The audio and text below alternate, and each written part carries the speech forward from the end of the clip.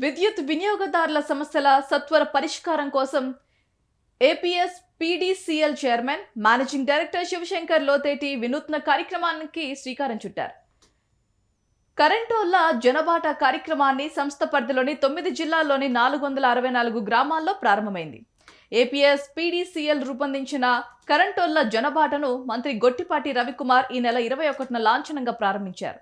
వినియోగదారులకు నాణ్యమైన విద్యుత్ సరఫరా చేయటంలో వోల్టేజ్ సమస్యలను అధిగమించడం, విద్యుత్ సిబ్బంది వినియోగదారులకు ఎల్లవేళలా అందుబాటులో ఉండేలా చూడటం, వినియోగదారుల సమస్యల సత్వర పరిష్కారం కోసమే ఈ కార్యక్రమాన్ని అమలు చేస్తున్నారు. అయితే ఈ కార్యక్రమంలో భాగంగా తిరుపతి, చిత్తూరు, నెల్లూరు, అన్నమయ్య, కడప, అనంతపురం, శ్రీ సత్యసాయి, కర్నూలు, నంద్యాల జిల్లాలో circle division, sub division, section స్థాయిలో ప్రతి మంగళ, శుక్రవారాల్లో deputy executive engineer, assistant executive engineer తమ సిబ్బందితో నిర్దేశిత గ్రామాల్లో పర్యటిస్తూ ప్రజలతో మమేకమై ఆయా గ్రామాల్లో విద్యుత్ సమస్యల పరిష్కారానికి చర్యలు చేపట్టారు. విద్యుత్ వినియోగదారుల సమస్యల పరిష్కారానికి సంస్థ ఉద్యోగులు, సిబ్బంది ప్రాధాన్యత ఇవ్వాలని శివశంకర్ లోతేటి సూచించారు. పీఎం సూర్యఘర్ పథకం కింద గృహ వినియోగదారులకు రూప్ టాప్ సోలార్ సిస్టమ్ ఏర్పాటు చేసేందుకు వీలుగా వినియోగదారులలో అవగాహన పెంపొందించేందుకు చర్యలు చేపడుతున్నామని తెలిపారు.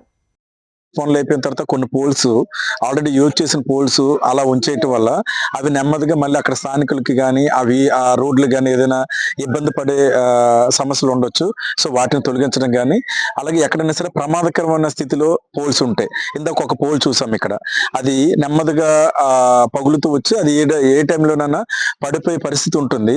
సో అది కానీ మనం ముందుగానే పట్టించుకోకపోతే అది ఏ టైంలో ఏ విధంగా ఎవరి మీద ఏ విధమైన ప్రమాదాన్ని కలిగిస్తుందో మనం ఊహించలేం.